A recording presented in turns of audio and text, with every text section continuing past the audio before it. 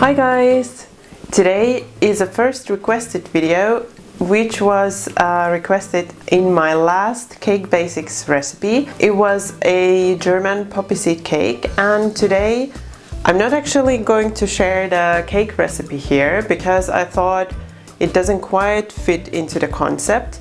But what does fit into the concept of the cake basics is the yeast dough that we need for the German poppy seed cake. And I think it's one of those things that causes trouble to so many, and I used to hate yeast dough myself. I did a lot of work and I did a lot of practice, trial and error, before I managed to get a perfect recipe that works every time. You get really fluffy cinnamon rolls or buns or anything that you're making with this dough. It always works and it's always really soft and fluffy. So before I get carried away, let's get started making the yeast dough.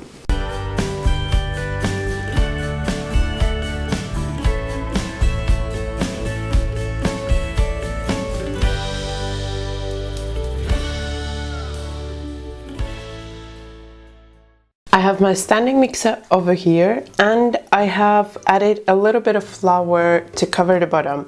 So I want to measure the flour and then just take some to cover the bottom of your bowl and then make a dwell in the middle. So my bowl has this part in the middle, so it's not really necessary for me to make the dwell. And then you want to add the sugar in the middle. You can make this in a standing mixer, or you can also make this with a hand mixer, so it doesn't matter really. Then you want to crumble the yeast on top of the sugar. And then you want to combine the milk with the yogurt. I'm using quark this time because I didn't have any yogurt, but you can use yogurt as it says in the recipe. And then you just want to pour that over.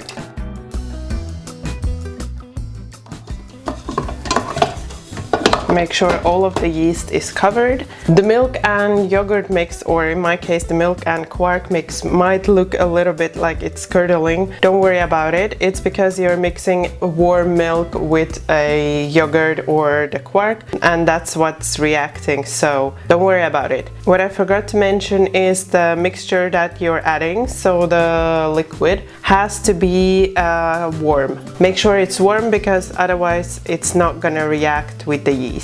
Also, over on my website you can find a recipe which has really detailed instructions. So the things that I don't mention here, I'm gonna mention there. And now, because it's really warm, it's summer, I don't need to place this in a warm place, so I'm just gonna cover it with a towel. But if it would be winter when you're making this, then you need to find a warm place for the bowl.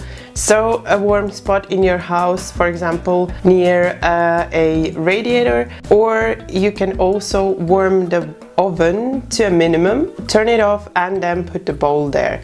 Now we're gonna leave this for 15 minutes and then we're gonna continue. So now it's been 15 minutes. I'm gonna remove the towel and you can see there's something happening already. So the yeast is reacting with the sugar and the warm milk with the yogurt or quark in my case. So now I'm gonna add in the rest of the flour and the softened butter. And now we're just going to let the mixer to do the rest. So first start on a low setting, and then once it's kind of started mixing in, you can turn it up to high. And you want to mix it for about 3 to 5 minutes until the dough starts to form.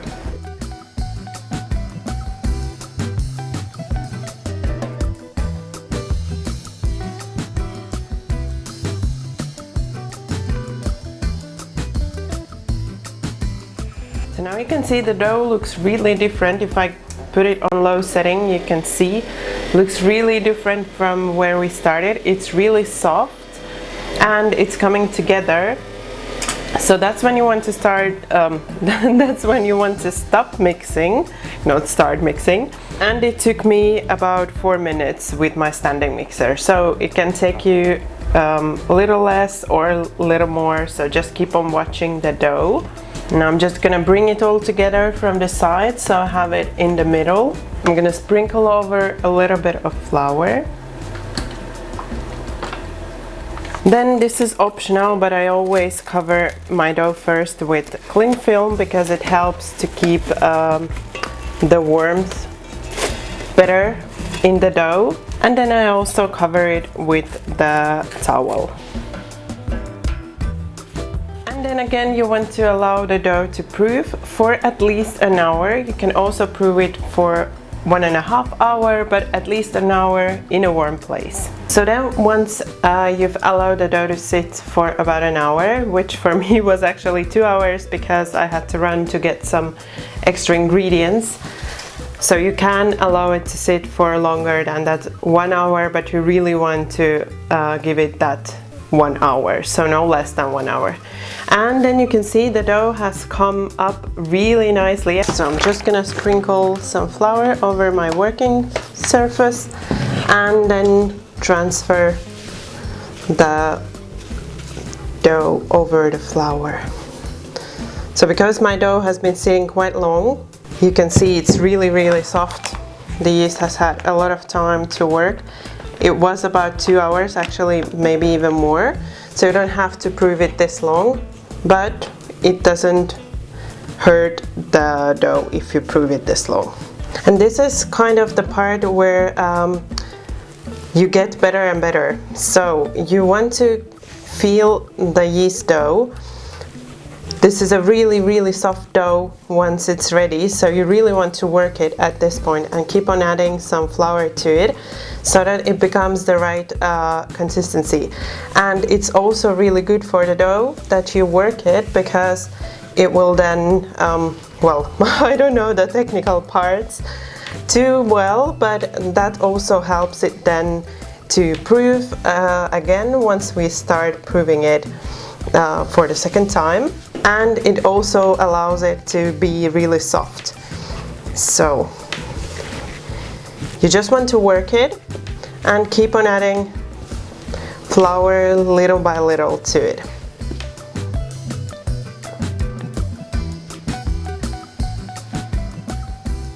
So I've added quite a bit of flour to it already.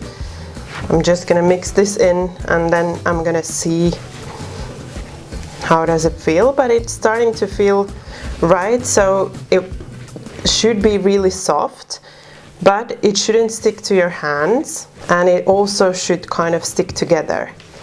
So I think I've added enough. I'm just gonna work it in.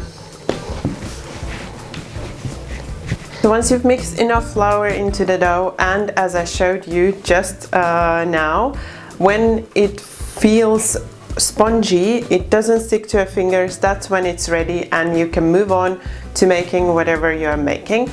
I'm gonna link at the end some recipes for you and add some photos so you can see what you can use this yeast dough for.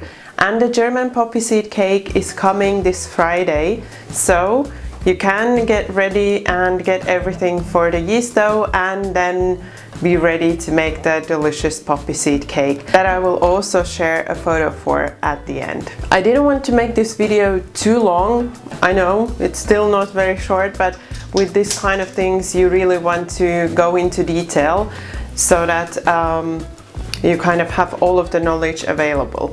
But still, I didn't get everything packed into the video. So what I'm also going to do for you is I'm gonna share some more tips on my website and on the recipes. So really want to go there, have a look and check those extra tips that I've shared there.